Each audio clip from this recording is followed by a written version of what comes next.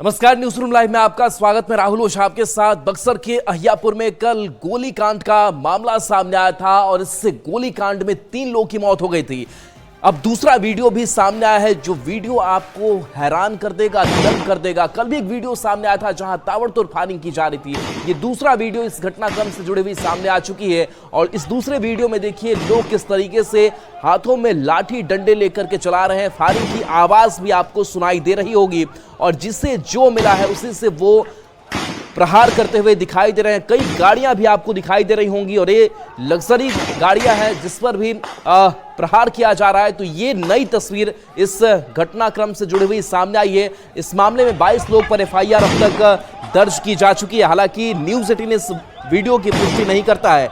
बता दें कि कल अहियापुर गांव में 2 पक्षों के बीच खूनी संघर्ष में 3 लोगों की गोली लगने से मौत हुई थी, जबकि इस मामले में 2 लोग गंभीर रूप से जख्मी हैं जिनका इलाज निजी अस्पताल में चल रहा है।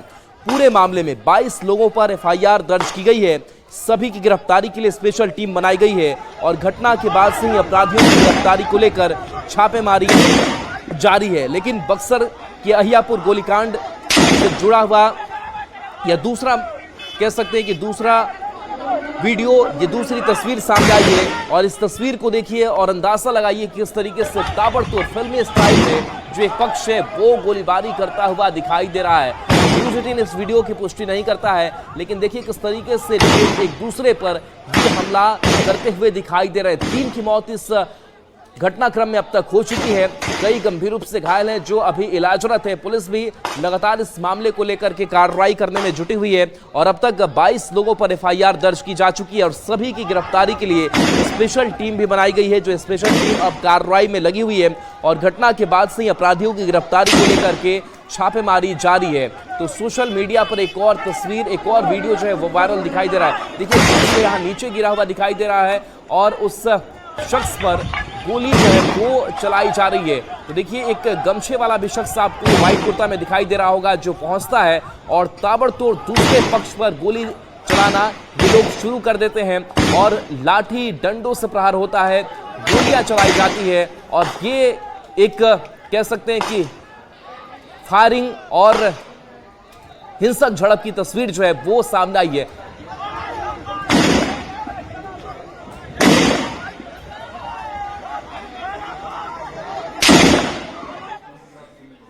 और इस बक्सर गोलीकांड को लेकर के लॉ एंड ऑर्डर पर सवाल उठ रहे हैं। दूसरी तरफ जेडीयू के प्रवक्ता है नीरज कुमार, उन्होंने इस पूरे मामले को लेकर के एक बड़ा खुलासा किया है और बड़ा सवाल भी खड़ा कर दिया है।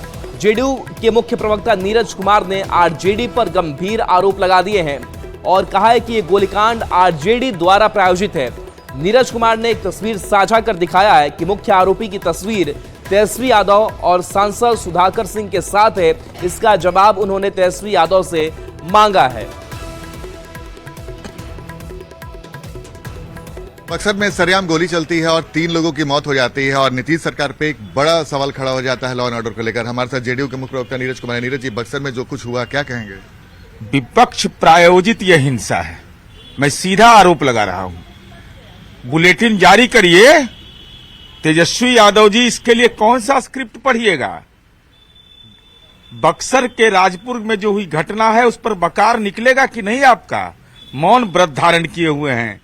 जब रितलाल यादव की गिरफ्तारी हुई तो आपको विपक्ष के नेता पर साजिश लग रहा था। अब ये आरोप आप क्यों लगा रहे हैं? मैं बता रहा हूं, इनके दुलरुआ अपराधी हैं। संतोष यादव ने तिवारी सिंह यादव, एक गरीब परिवार के 4 लोगों की निर्मम तरीके से सुबह 5:15 में हत्या कर दी। तो इस पर मौन व्रत क्यों है? इस पर बोल नहीं रहे कल से। तो ये अब जो आरोप लगा रहे हैं कैसे आरजेडी पर कैसे? ये साक्ष्य है, ये साक्ष्य है। माननीय तेजस्वी यादव जी के साथ, सुधाकर सिंह के साथ चुनाव में सक्रिय भूमिका निभा रहे थे लोकसभा चुनाव में और हर आपराधिक घटना पर आप बोलते हैं और कल से इस आपराधिक घटना पर आप चुप्पी तेजस्वी यादव आपकी। आखिर कारण क्या है? कौन बचा लेगा? बचाने वाला बोले कानून के जबड़े में इसको कैद करेंगे और न दुलरुआ बचेगा न दरिंदा बचेगा। तो नीरज कुमार ने कुछ साक्ष्य दिए और कहा कि कैसे जो आरोपी हैं उनकी तस्वीर तेजस्वी यादव के साथ और बाकी आरजेडी नेताओं के साथ है, जिस पर आरजेडी ने अब पलटवार किया है। आखिर बच रहे हैं क्यों? कहीं ना कहीं सत्ता और सत्ता के द्वारा उनको संरक्षण मिला हुआ है। सत्ता के माध्यम से अपराधियों को महिमा मंडित करने वाले जिस तरह की राजनीति कर रहे हैं यह स्पष्ट रूप से दिखता है। देखिए, जिस तरह की राजनीति जनता दल यू या भारतीय जनता पार्टी के नेता कर रहे हैं, वो बताएं कि बिहार में आखिर क्या कारण है कि सरकार का इकबाल समाप्त हो गया है। सरकार के स्तर से अपराधियों पर कार्रवाई की दिशा में शासन और प्रशासन को किसने पंगु बना रखा है?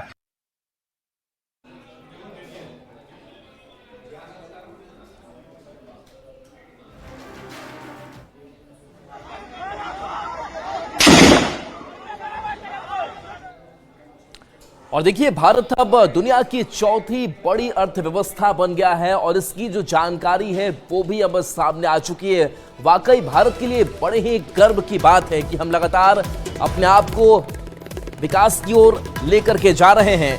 भारत अब दुनिया की चौथी सबसे बड़ी अर्थव्यवस्था वाला देश बन गया है।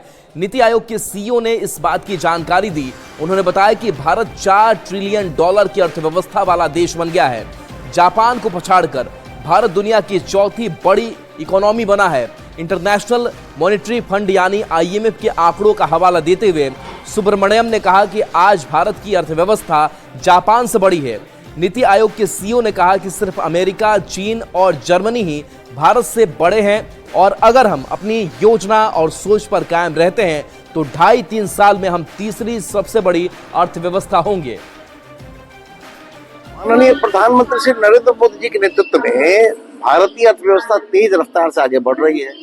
वह दिन दूर नहीं जब भारत का शुमार दुनिया के विकसित देशों में होगा। विकसित भारत की राह पर भारत ने एक कदम और आगे बढ़ा दिया है और जापान को पीछे छोड़ते हुए दुनिया की चौथी सबसे बड़ी इकोनॉमी बन गया है। जल्द ही भारत दुनिया की तीसरी सबसे बड़ी इकोनॉमी बन जाएगा और 2047 से पहले ही विकसित भारत का लक्ष्य हासिल कर लेगा। वर्ल्ड रैंकिंग में भारतीय अर्थव्यवस्था ने चौथा स्थान पाया है, यह IMF ने बताया है। जिस प्रकार से भारतीय अर्थव्यवस्था ने अपने बेहतर अर्थव्यवस्था के मैनेजमेंट का प्रबंधन किया है, वह काबिले तारीफ है। $4,000 करोड़ की अर्थव्यवस्था आज भारत के पास है और आने वाले दिनों में भारतीय अर्थव्यवस्था और भी बेहतरीन मुकाम को हासिल करेगा।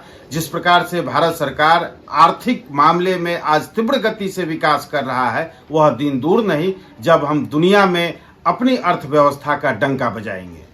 आप कुछ भी कह लीजिए, कितनी भी बातें बना लीजिए, ये सच्चाई है कि विदेश नीति में भारत फेल है। विदेश नीति की कूटनीति जो है उसमें भारत फेल है। युद्ध के समय पाकिस्तान को IMF ने लोन दे दिया, उसके बाद हम आके अभी ये क्या कह रहे हैं कि हम बड़ी इकोनॉमी बन गए हैं। अरे बनी ना बड़ी इकोनॉमी, हमारी इतनी आबादी है, हम ग्रोथ कर रहे हैं तो अच्छी बात है, लेकिन सच्चाई यही है कि हम विदेश नीति के मामले में आज के डेट में फेलियर है। रविशंकर प्रसाद फ्रांस के लिए रवाना हो चले हैं। बता दें कि एक जो सांसद का डेलीगेशन है वो लगातार देश दुनिया में पाकिस्तान को बेनकाब कर रहा है, ऑपरेशन सिंदूर की उपलब्धियां बता रहा है और ऐसे में रविशंकर प्रसाद फ्रांस रवाना हो चुके हैं। सर्वदलीय प्रतिनिधिमंडल फ्रांस गया है। ऑपरेशन सिंदूर पर एक टीम अपनी बात रखेगी, पाकिस्तान को ये टीम बेनकाब करेगी। तो ये सिलसिला लगातार जारी है। जो ये डेलीगेशन बनाया गया है, अलग अलग नेता इसका नेतृत्व कर रहे हैं। संजय झा भी इसका नेतृत्व कर रहे हैं। इसके साथ रविशंकर प्रसाद की अगर बात करें तो रविशंकर प्रसाद फ्रांस रवाना हुए हैं और इस टीम में और भी कई नेता हैं। तो ये सर्वदलीय डेलीगेशन बना है जो पाकिस्तान को वैश्विक मंच पर बेनकाब कर रहा है। भारत का सबल पक्ष यूरोपीय देशों में रखने जा रहा हूं। मैं कृतज्ञ हूं, प्रधानमंत्री ने नेता बनाया है।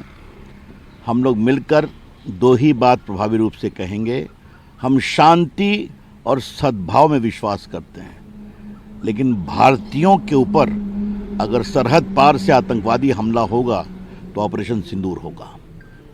हर भारतीय नागरिक की सुरक्षा इस सरकार का दायित्व है और आज आतंकवाद एक कैंसर है जो पूरी दुनिया को परेशान कर रहा है। जिसका एक बहुत बड़ा केंद्र पाकिस्तान है।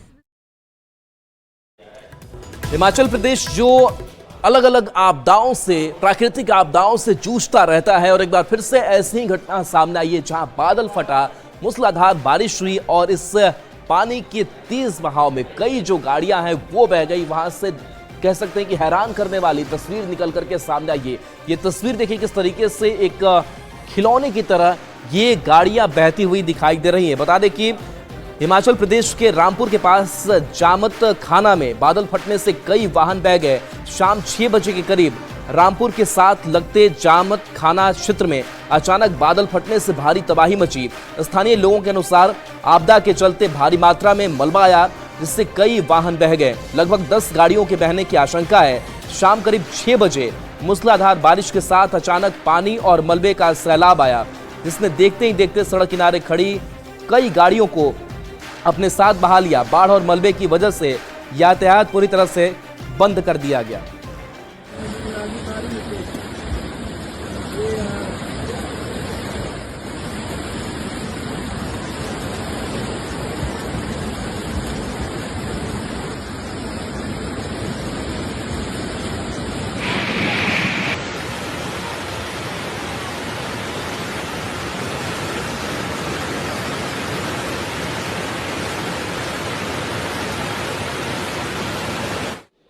तो देखिए ऑपरेशन सिंदूर, जिसकी उपलब्धियां अब विश्व भी जान रहा है, और ऐसे में ऑपरेशन सिंदूर के बाद से बता दें कि चाहे वो बीएसएफ हो या फिर जो बॉर्डर इलाके हैं वहां सिक्योरिटी अलर्ट लगातार अब तेज कर दिया गया है। इस खबर से जुड़ी हुई आपको एक रिपोर्ट दिखाते हैं। सरहद पर जो खड़े हैं वो ही हमारी शान है। सैनिकों के बलिदान से ही महफूज हिंदुस्तान है। जी हाँ, ऑपरेशन सिंदूर के बाद इस तपते रेगिस्तान पर पाकिस्तान की तरफ से जो ड्रोन भेजे जा रहे थे उन्हें बीएसएफ जवानों ने हवा में ही निस्तानाबूद कर दिया। ये जो देख रहे हैं ये ड्रिल है, जो बता रहे हैं कि कैसे दुश्मनों के ड्रोन और मोर्टार को निस्तानाबूद किया। ऑपरेशन सिंदूर के दौरान जहां एक तरफ जंगी जहाजों ने आसमान में पाकिस्तानों के लड़ाकू विमानों को मार गिराया, तो वहीं जमीन पर बीएसएफ ने पाकिस्तान की हर हरकत को नाकाम किया। ऑपरेशन सिंदूर के दौरान जैसा आपको पता है कि ऑपरेशन सिंदूर इज ऑन, हमारी सीज फायर घोषित की गई है। और क्योंकि आपको पता है कि सबसे पहले जो कायराना हरकत की थी पाकिस्तान सपोर्टेड जो उग्रवादी लोगों ने की थी, उग्रवादी तत्वों ने की थी, और उसका जवाब भारत ने बड़ा माकूल दिया और बड़ा संयमित और संतुलित जवाब दिया था, सिर्फ उनके उग्रवादी ठिकानों को नष्ट करके। लेकिन आपको पता है कि पाकिस्तान ने हमारे उन एरियाज को निशाना बनाया जहां पर हमारे सैन्य ठिकाने थे या हमारे नागरिक जो हमारे सिटी है उनको हमला करने की कोशिश की। लेकिन हमारा जो सिस्टम है, हमारा एयर डिफेंस सिस्टम मजबूत सिस्टम है, उसने उनको नाकाम किया। और इसी प्रकार सीमा पर हम लोग जो अच्छी तरह से हमारी तैनाती थी, चाहे हमारी वेपनरी लीजिए, हमारा सर्विलेंस सिस्टम लीजिए, उसके साथ में हमने उनका जो भी यहाँ पर उन्होंने कोशिश की, ड्रोन भी हमने कई जैम किए, उनके गिराए, और उसके अलावा हर उनकी दुस्साहस के लिए हम तैयार थे और हैं। सीमा सुरक्षा बल के अधिकारी का कहना है कि हमने हर बार की तरह इस बार भी पाकिस्तान की जमीनी साजिश को नाकाम किया, लेकिन इस मर्तबा उनके द्वारा की गई ड्रोन एक्टिविटी का जवाब देने के लिए भी हम पूरी तरीके से तैयार थे। उसके लिए हमारे पास जो एंटी ड्रोन सिस्टम या दुश्मन के ड्रोन को मार गिराने की जो हमारी क्षमता थी, उसका हमने भरपूर उपयोग किया। उनके जो एक ग्राउंड थ्रेड था, हमने उसको बिल्कुल नाकाम किया हर पहले की तरह। और इस बार जिस तरीके से उन्होंने ड्रोन एक्टिविटी की, हम उसके लिए भी फुल्ली प्रिपेयर थे। इसके लिए हमारा जो एंटी ड्रोन सिस्टम है या दुश्मन के ड्रोन को गिराने की हमारी जो कैपेबिलिटी है, उसका हमने भरपूर इस्तेमाल किया। हाँ, पहली बार इस एरिया के अंदर, खासकर मोस्टल एरिया के अंदर जो पहली बार ड्रोन की एक्टिविटी देखते हैं, तो LMG माउंट करके हम नॉर्मल एरियाज के अंदर भी ड्यूटी करते हैं, लेकिन हमने ड्रोन एक्टिविटी को न्यूट्रलाइज करने के लिए हमने एक इम्प्रोवाइज तरीके से व्हीकल्स के ऊपर LMG और हमारे दूसरे वेपन्स को डिप्लॉयड किया, जिससे कि ड्रोन एक्टिविटी है उसको हम न्यूट्रलाइज कर सकें। सरहद पर तैनात जवानों की जोश आई है और कह रहे हैं आप सुरक्षित अपने घरों में रहें। हम सरहद पर नापाक इरादों को, उनके मंसूबों को नाकाम करेंगे। तो वहीं ग्राउंड थ्रेड्स की न्यूट्रलाइज करने के लिए सीमा सुरक्षा बल ने पेट्रोलिंग, व्हीकल पेट्रोलिंग, खासकर रेगिस्तानी में कैमल माउंट पेट्रोलिंग से दुश्मनों में खौफ और हर एक नापाक इरादे को नेस्तनाबूद किया। ग्राउंड थ्रेट को हमने न्यूट्रलाइज करने के लिए हमारा डे टू डे जो पेट्रोलिंग है, व्हीकल पेट्रोलिंग है, उसके ऊपर यहाँ पे इस एरिया के अंदर खासकर कैमल माउंटेड पेट्रोलिंग है और है, हमने उसको बड़े अच्छे से अंजाम दिया और दुश्मन के हर एक नापाक इरादे को हमने नेस्तनाबूद किया। सरहद पर खड़े जवान देश की रक्षा में तैनात हर पल देश के लिए लड़ने को तैयार हैं। उनकी मुस्तैदी की वजह से ही देशवासी चैन की नींद सोते हैं। न्यूज़ 18 के लिए जैसलमेर से सावलदान रत्नू की रिपोर्ट। और देखिए इस बीच बड़ी खबर लखीसराय से है, जहां पर सीएनजी टेम्पो में आग लगने की खबर सामने आ रही है। शॉर्ट सर्किट एक आशंका जताई जा रही है, जिस वजह से यह आगलगी की घटना हुई है। बता दें कि सीएनजी टेम्पो में भीषण आग लग गई। ड्राइवर ने भागकर अपनी जान बचाई है। भीषण आग में टेम्पो जलकर खाक हो गया। किसी तरह की कोई हताहत की खबर नहीं है। शॉर्ट सर्किट से आग लगने की आशंका है। बढ़िया के श्रीरामपुर बाईपास के पास यह बड़ा हादसा हुआ है। तो तस्वीर देखिए किस तरीके से ये जो टेम्पो है वो धू धू कर जल उठा है। बताया जा रहा है कि सीएनजी टेम्पो जिसमें आग लग गई और किसी तरह की हालांकि कोई हताहत नहीं है। ड्राइवर ने भागकर अपनी जान बचाई है। शॉर्ट सर्किट से आग लगने की आशंका है।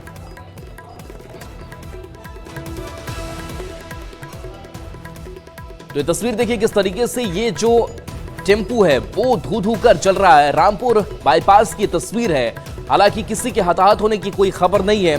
ड्राइवर ने किसी तरीके से कूदकर अपनी जान बचा ली और ये टेम्पो जो है वो धू धू कर जल उठा और ये राख हो गया। बताया जा रहा है कि शॉर्ट सर्किट हुआ और इसी वजह से ये आग लगी होगी। सीएनजी टेम्पो जो जल रहा है, ड्राइवर ने भागकर अपनी जान बचाई है। बढ़िया के रामपुर बाईपास के पास की तस्वीर है जहां ये बड़ा हादसा हुआ है।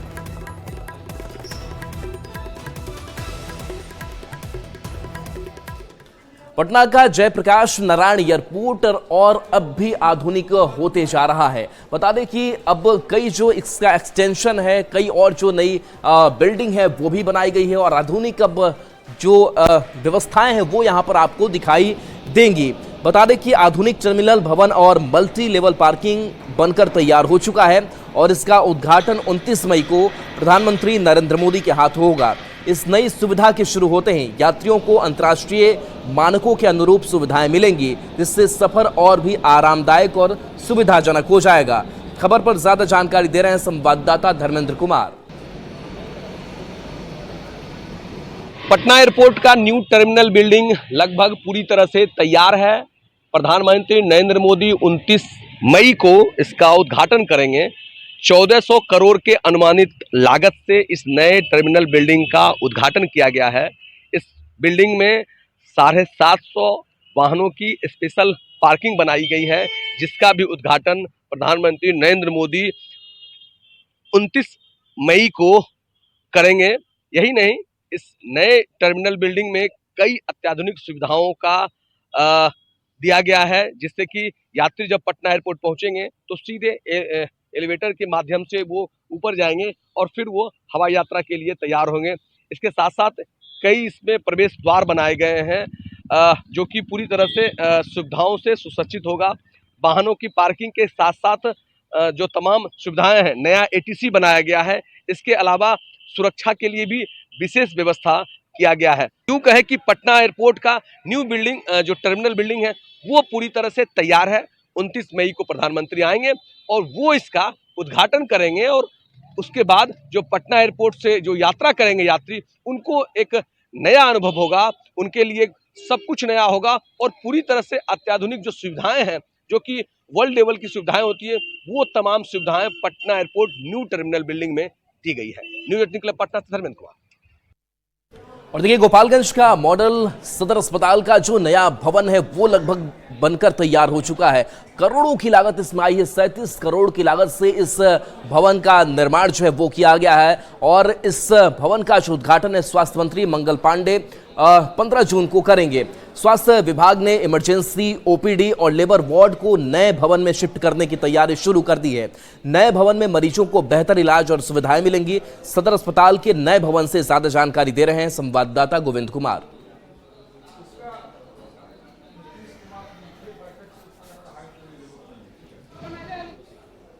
बिहार सरकार गोपालगंज वासियों को अगले महीने एक बड़ी सौगात देने जा रही है। गोपालगंज के सदर अस्पताल में 500 बेडों का बन रहा नया भवन अब तैयार हो चुका है और इसके उद्घाटन के लिए भी तिथि निर्धारित कर दी गई है। गोपालगंज के सिविल सर्जन डॉक्टर वीरेंद्र प्रसाद के मुताबिक 37 करोड़ की लागत से सदर अस्पताल के मॉडल भवन का उद्घाटन 15 जून को किया जाएगा और स्वास्थ्य विभाग के मंत्री मंगल पांडे इसका उद्घाटन करेंगे। इसके लिए जो तैयारियां हैं वो अभी से शुरू कर दी गई है।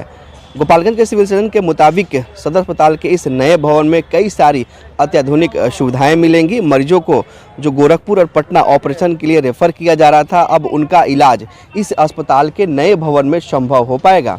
मॉडल सदर अस्पताल की बिल्डिंग जो है करीब 37 करोड़ रुपया में बन के करीब तैयार हो गया है। थोड़ा सा फिनिशिंग का काम बाकी है और उम्मीद है कि 15 जून के पहले ये सारा सुसज्जित करके तैयार हो जाएगा और उसके बाद हमारे माननीय मंत्री जी आकर के इसका उद्घाटन जून में ही करने आएंगे और उसका उद्घाटन किया जाएगा।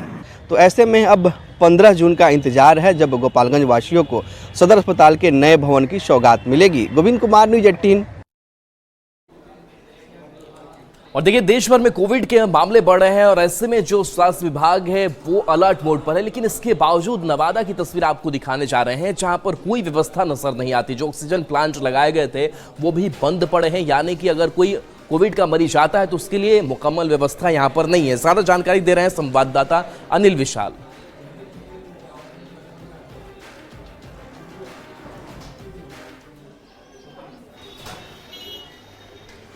देश में एक बार फिर से कोरोना के मामले बढ़ने लगे हैं और उसको लेकर सरकार की तरफ से एडवाइजरी भी जारी कर दी गई है। अस्पतालों को अलर्ट मोड पे रखा गया है और जितने भी कोविड के समय में जो परेशानियां हुई थी उससे संबंधित जितने भी प्रोटोकॉल्स थे उसे फिर से लागू करने की बात जो है सामने आ रही है। देश के अलग अलग हिस्सों में एक बार फिर से कोरोना ने दस्तक दे दी है और उसको लेके कई अस्पतालों में अभी से ही तैयारी शुरू कर दी गई है।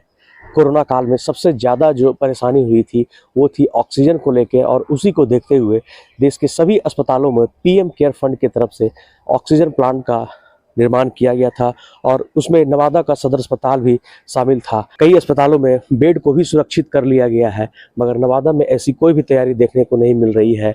इस वक्त हम तस्वीर आपको ऑक्सीजन प्लांट का दिखा रहे हैं जहाँ ये कोविड के समय में पीएम केयर फंड की तरफ से बनाया गया था, मगर यह ऑक्सीजन प्लांट जो है वो शुरुआती दौर में ही चल पाया और उसके बाद से लेकर अभी तक यह ऑक्सीजन जनरेशन प्लांट जो है वो आज तक नहीं काम कर रहा। मजबूरी में नवादा सदर अस्पताल को ऑक्सीजन सिलेंडर के जरिए जो है लोगों को यहाँ पे ऑक्सीजन दिया जा रहा शुरू हुआ, मगर यह जो यूनिट जो था वो अपने शुरुआती दौर में ही काम कर सका और उसके बाद से अभी तक इसका एक भी बार इसका ट्रायल नहीं हुआ है। बीच बीच में जो अलर्ट जारी हुए थे उसमें इसका ट्रायल जरूर किया जाता था, मगर अब स्थिति यह है कि इसका कोई देखने वाला नहीं है और इसमें कई महीनों से जो है वो जो ताले लटके हुए हैं और इसका जो जनरेशन जो प्लांट है वो अभी तक काम नहीं कर रहा है। तो ऐसे में एक बार फिर से सवाल खड़ा हो रहा है कि अस्पताल प्रबंधन इसको लेकर कितना अलर्ट है। अब जब कोरोना के जब नए मामले सामने आने लगे हैं तो इसमें अब इसकी ज़रूरत है कि इसे जल्द से जल्द शुरू किया जाए और इसका जो जनरेशन जो कैपेसिटी है उसे भी शुरू किया जाए, ताकि अगर कोविड के मामले फिर से अगर बड़ी संख्या में आते हैं तो इसका फिर से मदद लिया जा सके। मगर दूर दूर तक ऐसा होता दिख नहीं रहा है क्योंकि कई महीनों से यह यूं ही बेकार पड़ा हुआ है। अनिल विशाल, न्यूज़ 18 नवादा। और चलिए न्यूज़ रूम लाइव में इतना ही। न्यूज़ 18 बिहार झारखंड पर खबरें आपके लिए लगातार जारी हैं।